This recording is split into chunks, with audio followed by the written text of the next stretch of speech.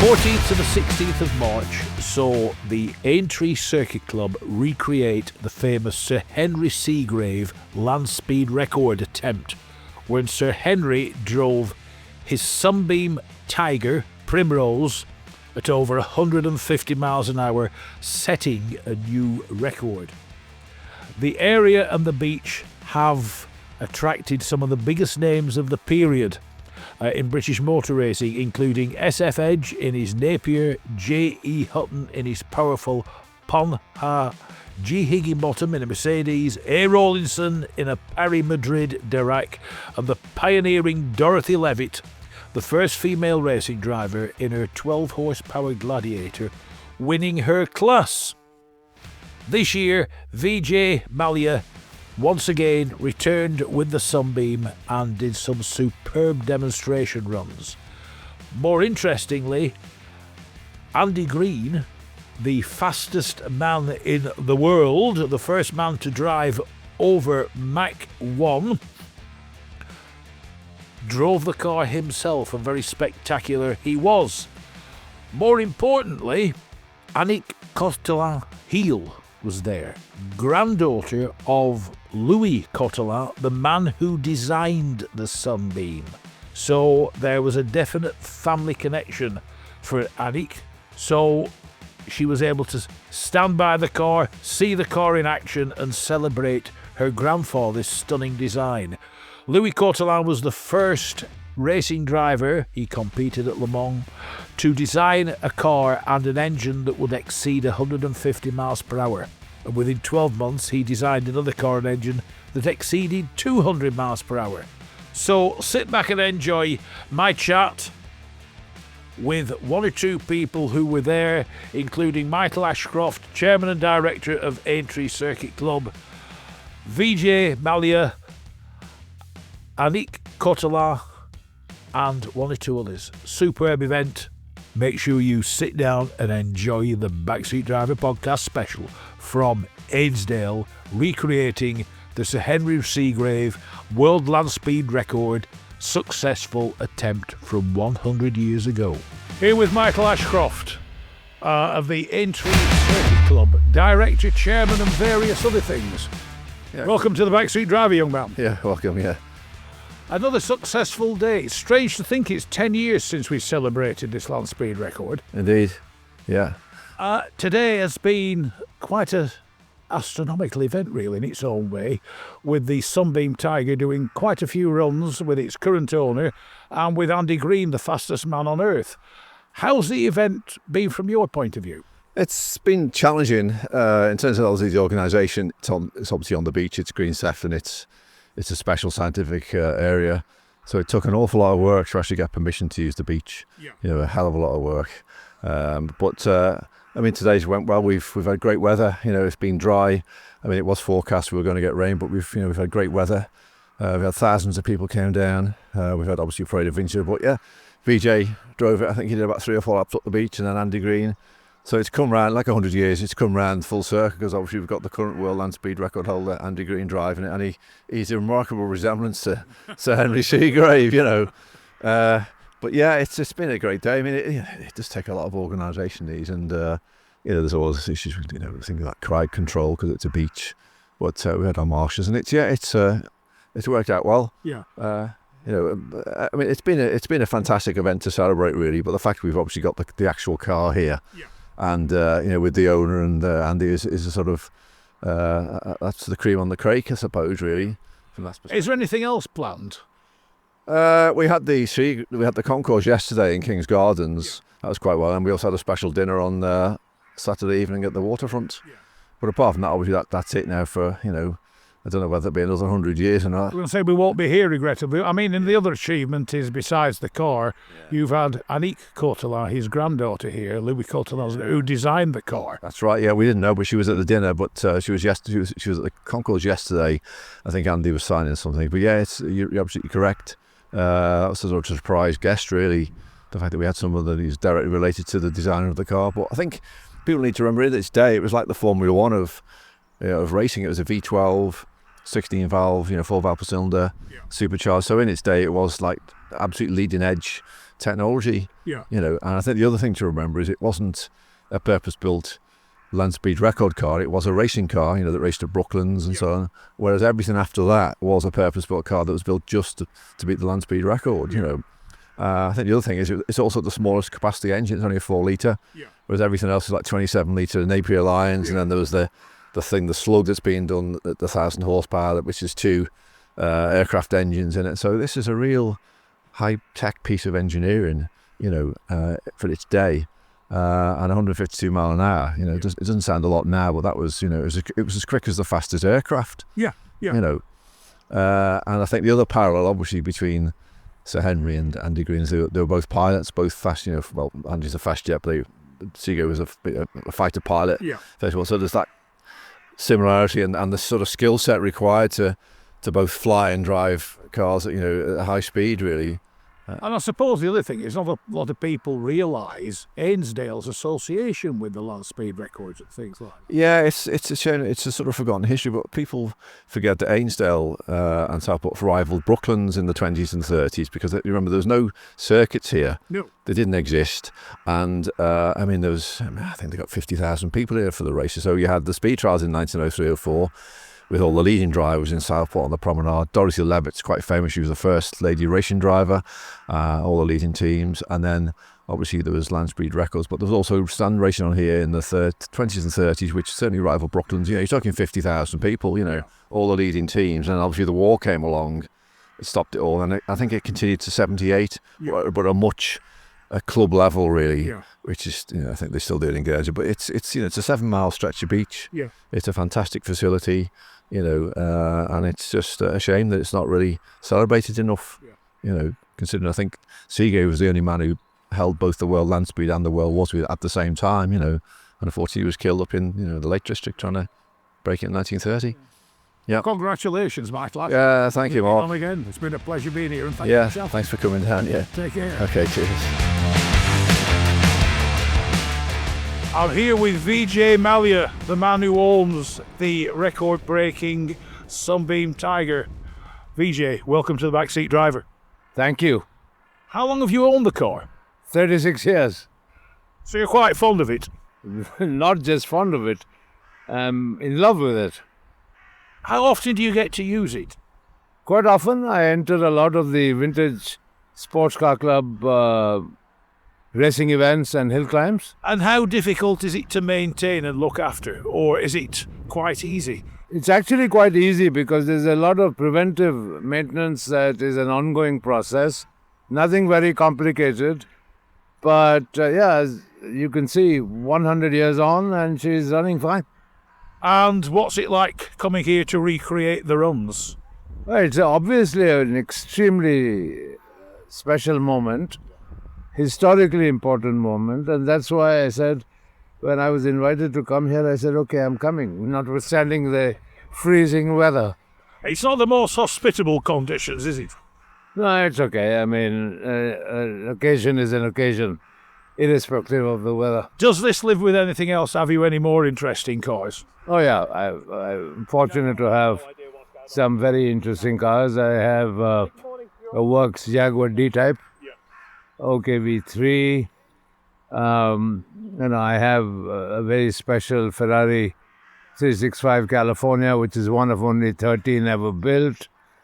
So there are a few nice cars in the garage, but clearly this is, one of the most unique cars that holds pride of place. And if you don't mind me asking, does it live in England or does it live with you wherever you are? No, I live in England. The car lives in England. So this is the first outing of 2026, I conclude? Yes. Yeah. Yes. What else is on the cards for the car? April 11th at Silverstone. Right. Vijay, thank you very much. It's been a pleasure chatting to you. And enjoy the rest of your day, sir. Oh, thank you very much. Thank you. I'm delighted to welcome to the Backseat Driver Annick Coatalen Heel. Her grandfather was the one, the only, the famous French racing driver and engineer Louis Coatalen, or Louis Hervé Coatalen, who was the designer of the Sunbeam Tiger that we are here at Ainsdale near Southport to recreate the famous land speed record the car created. So without further ado, Annick, welcome to the Backseat Driver. Thank you, and I'm in the front seat, actually. Like your grandfather, you are behind the wheel. We're sat here on a very, very cold, blustery day here at Ainsdale Beach. What was it like growing up with a famous grandfather, and when did you realise who he was? Well, I didn't grow up with him. I grew up with my parents, but we lived not far away from him. And my father, who ran the KLG Plugs, Kenlamley Guinness Sparking Plug Factory in St. Cloud, was also working for his father, who was a very tough master. And my father was called Hervé Louis Coatalen, not very original. Same name, eldest son. And he was a very nice grandfather. I really liked him, and we used to greet each other with very fast kissing on both cheeks, and then he always had to say "J'ai gagné," which was his competitive spirit coming out when he had to kiss me hello. So every time we did something or we wrote to him, and for example, when I had my confirmation in Paris at the American Cathedral, my mother told him, I wrote him a letter, and I got 100 francs. And with that, I bought a bicycle, which I've still got to this day. Yeah. It's rather rusty now. Now, you class yourself as French and English. Which are you, or what are you by rights? I am absolutely both. I have 2 driving licenses, which I had to get from scratch when I was 17 in London, when I was 18 in France. I have 2 different houses. I have children who live in France or in England. So one of them in Copenhagen, just to confuse it. I'm completely... I can just go into French if you want. No, you're all right. Am I sticking to I English? don't know how many of my listeners speak French, but the problem is I don't. Much to the annoyance of our mutual acquaintance, Annick Coatalen, who insists that I learn French, although she says I taught her English racing driver, which means at times I have difficulty interviewing her without her swearing. Well, I just love both countries. I know they've been at war through history, but maybe that's my confused state. But my children are all bilingual. Living in France, where most of them... They were all born in France, my children. So they've all got French nationality anyway. But they all speak English, like you and I. Each person has a different journey. So my grandfather had an extraordinary journey, really. And where this book that I've promoting at the moment is the translation of my late husband, Oliver Heal's book, which is sold out, about him, is now translated into French because my grandfather is not very well known in France. That's the unusual thing. Lots of books on, especially French racing drivers, French engineers, people like that, are originally written in French, and then us Brits have to wait for somebody to kindly translate them through into English. This has happened the other way around. Any particular reason why? Why? Because my husband, Oliver Heel, was completely mad about my grandfather because his father was, Anthony Heel, of Sunbeam fame. They were both complete nerds. Before we got married, when Oliver told his father that he was going to marry me, it was like marrying royalty. He was over the moon about it. So sometimes I think maybe he didn't really love me for who I was, but just because I was the granddaughter of. But it wasn't. It was a real fairy tale love affair altogether, because we knew each other as grandchildren, because my Anthony Heel was always trying to keep in contact with my father. And I have quite a lot of correspondence, which I've discovered, about my father just about having enough with his father, Louis Coatalen, who was very tough, and coming to England. And so he was asking Anthony about where to live and that sort of thing, because my father got a job in England, I think. But it didn't happen. He stayed and stuck it out, working for his father. And I had many sisters. We are actually 6 sisters. And my father always wanted a son. He never got it. Now, looking at Louis Coatalen's CV, he worked for some of the greatest names in early motoring. Didier Bouton, Clément, Ponard et Lavasseur. I hope I pronounced I keep being told I don't pronounce that correctly. Yes, he worked for Hillman and Humber as well before he was headhunted by Sunbeam. Yeah. He seemed to surround himself by the very top quality people in their field and the top drivers and the top everything, really. Yeah. And he was always searching in a great rush. It was a man in a hurry. He was. He was always racing and racing of new things, new challenges, wasn't he? He was quite an extraordinary man, and I think probably quite exhausting to live with. So, besides being an engineer, I mean, I conclude he set out as an engineer and took up racing as a method of possibly proving his own product. Yes, he was developing cars, racing cars, especially because he was competitive. But he always thought that the racing aspect would make normal cars improve. He always thought it would be an advantage, but in the end I think it probably sunk the factories because it was so expensive to put money into competitive cars. And he produced the first English Grand Prix wins in France, and the British were really, really proud. But of course it was a Frenchman doing all this.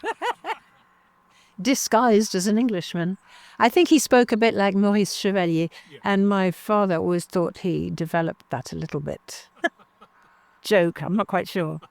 When he came to England, I conclude he came with working for Sunbeam as somebody in mind that he would want to find a manufacturer that would want to race. He started off with Humber and Hillman, and then Sunbeam headhunted him. Yeah. And then he went and married my grandmother. Yeah. They eloped. She eloped. She was 17 and said she was 21. You could do that in those days.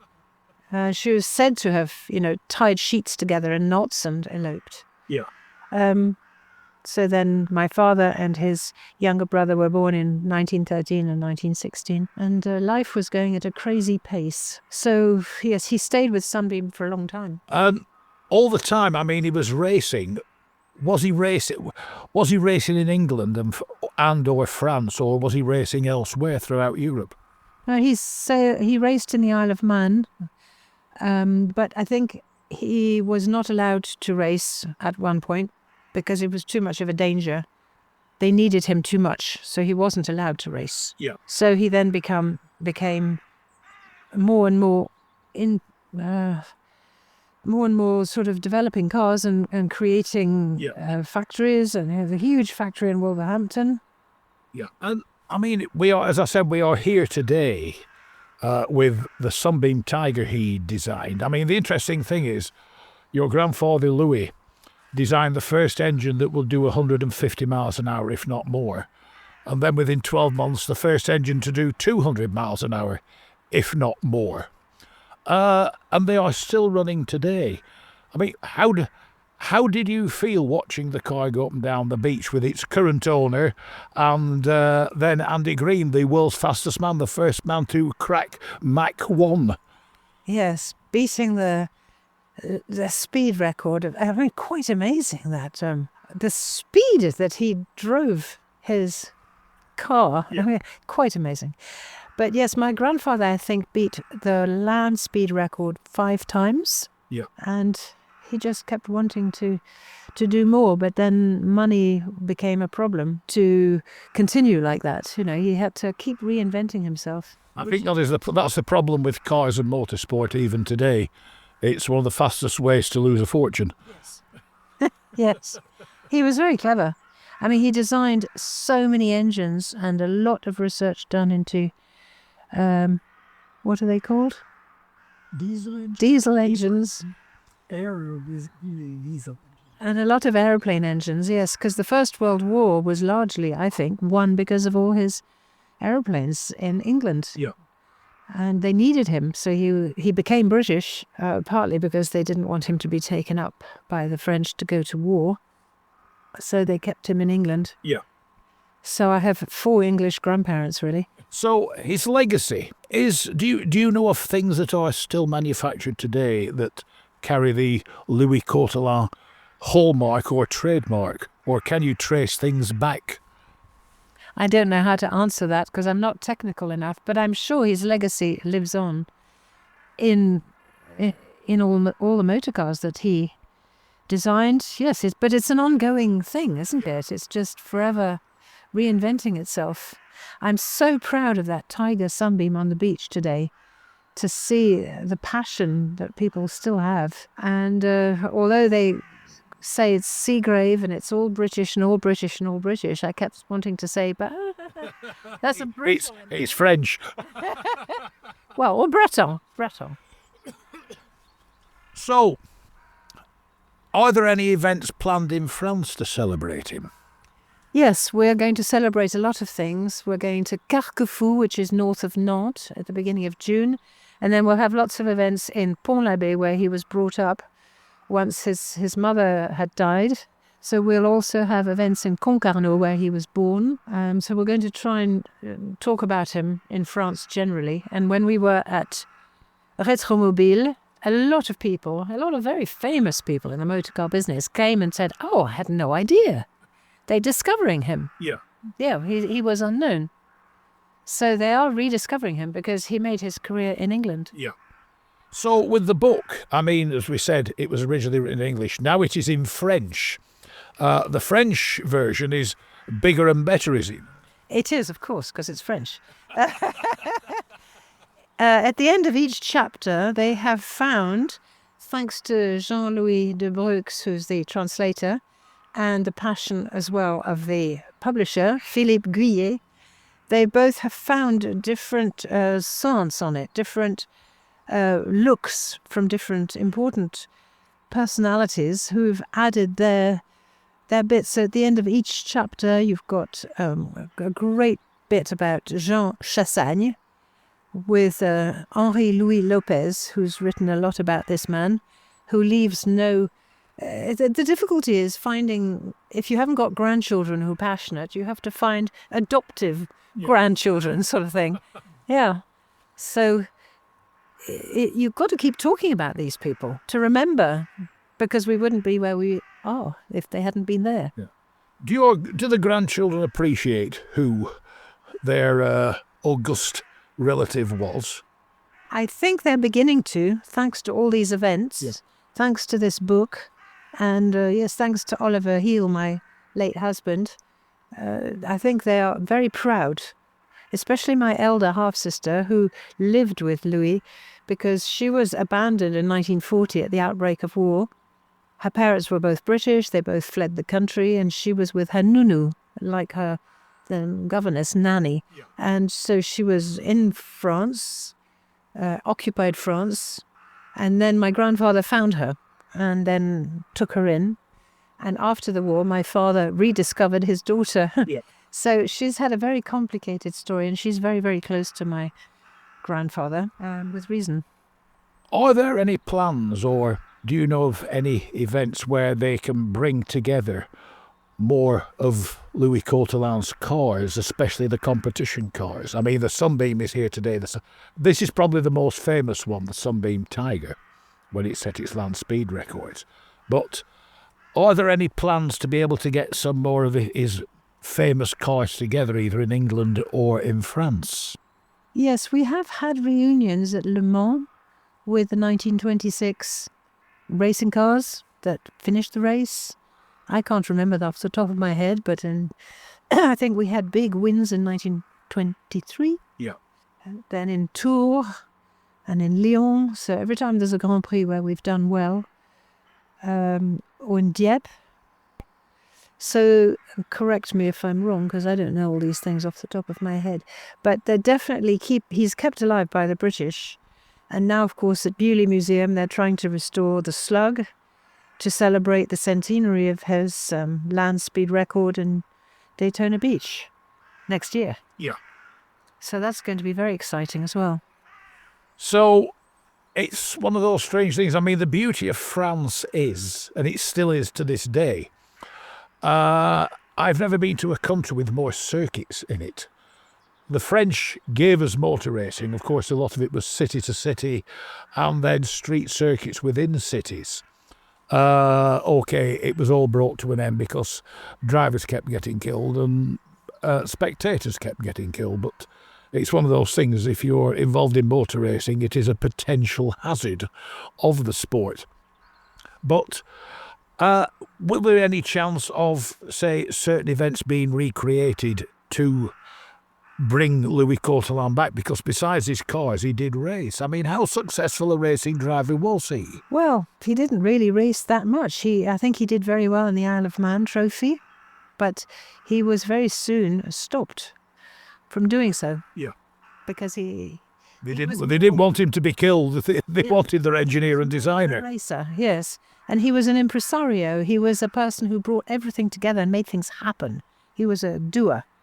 Yeah, he was quite the most amazing person to have this energy, really, and to be able to create around him this effervescence of people who are passionate about their jobs. Is there any member of the family who is considering or who has followed in Louis' footsteps? So my father did. He's called Hervé Louis Coatalen, and he raced in Le Mans, and this was in 1950, and he won his category with Georges Sand. So he was in a 4 chevaux. Yeah. And he won that category, finished the race. My father-in-law, Anthony Heel, also ran in Le Mans, and on his dying bed the night before he died, he told me about that. It was the best moment of his life. It was in 1949. He was in an Aston Martin, but he didn't finish. The car gave up, I think. It wasn't his fault. He was an excellent driver, and he won many cars that were Edwardian cars. I mean, they weren't racing cars, and he won a lot of these races. So yes, my father did, but then of course I think he was stopped as well because he had to run the KLG business, and he couldn't go swanning around racing and being a danger because there were all of us depending on him. Yeah. I mean, we have a copy of the book in front of us, and it's beautifully produced. Some fantastic period photographs. Lots of them are personal photographs, which it's about the man, not the cars, although it is full of cars. Yes, it is definitely about the man. And a lot of the early photographs are thanks to my grandmother, who kept all the newspaper articles, and she was meticulous about all that. So thanks to all that, Oliver was able to write the definitive book because he had all this information, which no one else had. So we're very proud that Oliver has made my grandfather come alive, really. And then thanks to Jean-Louis de Brux, it's now translated into French. And so now we're going to try and promote him back in his home country, because he never really went back to Brittany. He had an unhappy childhood, we think. So he was fleeing that, and he was very happy in England. And then in Paris, I mean, he never took the Channel as any sort of barrier. There was no Brexit in those days. He was backwards and forwards. Yeah. He was in America a lot as well. So he was quite an international. He was ahead of his time. Yeah. I mean, that's the one thing people say due to Brexit, whether you're for it or against it and everything else, restrict things. Personally, I've never found any problems having the English Channel between us.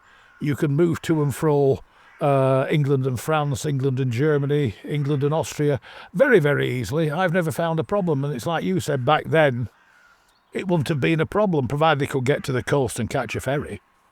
Yes, or they had a boat or something. But, yeah, I mean, now it's a problem because you can't stay, if you're only English, you can't stay abroad very long. 90 days. You see, you know it very well. Yes, I'm lucky because I'm both, so I can do what I want. Have you ever been able to ride in some of the cars your grandfather designed? Yes, we've still got one, actually. Oh. What? 1930 family car. We've had it. I mean, my grandfather built it and Oliver's grandfather bought it Yeah. Um, What is it? what is it? Help me. I think it's a Sunbeam, which model, I don't know. So it is a Sunbeam. I mean, It's a Sunbeam, and it's Charlesworth body, so it's got an original different sort of body. Yeah. Six-cylinder. A 6-cylinder? I don't know. Is it one you get to use a lot? Yes, so all I can tell you is it's green. Yeah. And we've been on many, many, many trips with it all over Europe and also around New Zealand. So before the pandemic in 2019, we spent a month with the Talbot.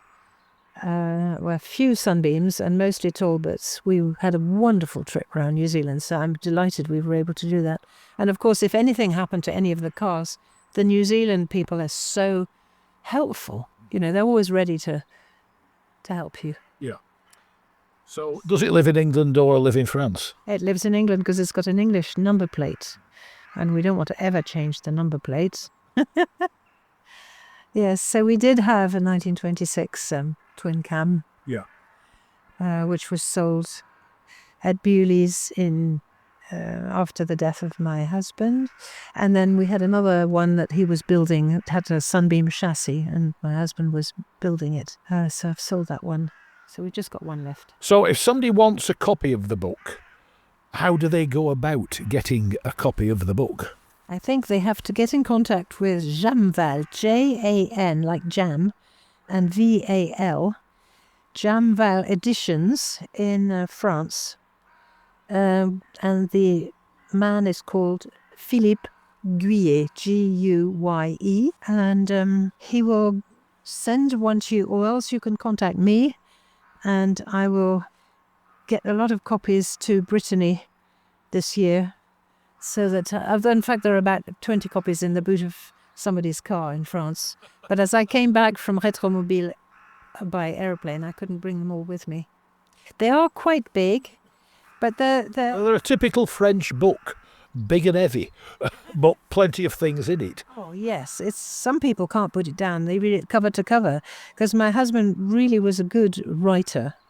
And it's also very much a professional's book because it's full of all the technical details and pictures of the engines and all that sort of thing. But you can skip those bits if you want just the family history, the personal history. You can just skip around in it, which is what I do. But it's a very lovely, lovely book. And the pictures of this new production are much better than in 2020 because there's progress been made, and a lot of passionate people have made sure that this book is beautifully produced. And the man is brought to the front. The man and the men that had everything to do with this incredible history are more important than the actual mechanics. It's the people behind it that are important. And there are just wonderful stories.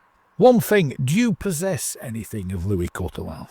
Do you have a personal memento of this? Yeah, I've got his clock, and I've got sparking plugs, of course, and of course a car still. But so I conclude now you'll think about him on a far more regular basis than you used to do now you've got the book to promote. Yes, I will be thinking about him more. Yes, definitely. And he's brought the family together somehow by this book. It's brought everyone together around him. And because he was a difficult man, a workaholic, and didn't get on terribly well with his sons, both of them, they found him difficult. Now time has passed and his legacy is quite amazing. Yeah. And he was a really nice person. So, yeah, he's just had a difficult childhood. So from the sounds of it, he could have been a man that was hard to understand. People described him as difficult, but in many ways he was just a man who was hard to understand. Yes. And life was different in those days, wasn't it? It was a damn sight harder in those days. Yes. Yeah. Yes, men had their place, women had their place. Everything was a bit more separate. But that was the one thing. The French also gave us some very good lady racing drivers. Yes, very good. And all sorts of... I mean, the wife that he married after my grandmother, she was a really good shot. And she was a really good driver too, yeah. In fact, my grandmother was a very good driver. There's lots of pictures of her sitting in the car. So I imagine she was driving around. Because they've always said that, oh, we need more women racing drivers. Fair enough. The only thing it gets you a racing driver is a very, very healthy wallet. But, I mean, back in the year of Louis Coatalen, there were some excellent women racing drivers, and people thought the only person who tended to do women racing drivers down at times was Ettore Bugatti. But it's one of those things. Women racing drivers back in the 20s and that era were relatively common. Yes, you're right. They had more education to that, more possibilities maybe than now. Yes, interesting. Yep. And also women who drove aeroplanes and, went around the world. The other beauty of women racing drivers, they didn't weigh as much as the men, so there was a significant weight reduction. Yeah, I don't know if that's a good or a bad thing. You need the weight and keep the car on the ground. Yeah. Annick Coatalen, thank you very much for joining me on The Backseat Driver. It's been fascinating. If you want a copy of the book, you can find Annick on Facebook, social media. As she said, the English edition isn't as good as the French edition. The only problem is you need to speak French to be able to thoroughly enjoy the French edition, although it's probably worth buying for the photographs alone. Yes, and you can't get any more of the English books. They're sold out. Yeah. So we just hope that the French edition will be reverse translated back into English, which is the way the book started out in the first place. But once again, Annick Coatalen, thanks so much for joining me on The Backseat Driver. Thank you very much. So there you have it. The celebration, the centenary of Sir Henry Seagrave's world land speed record attempt and successful outcome on Ainsdale Beach near Southport. Will it happen in 100 years' time? Will the car still be running the Sunbeam? Who knows? The only thing I know is it's highly doubtful if I shall be there. But as always, thanks very much for tuning in to the Backseat Driver podcast of this special from a very windy and very chilly Ainsdale Beach near Southport.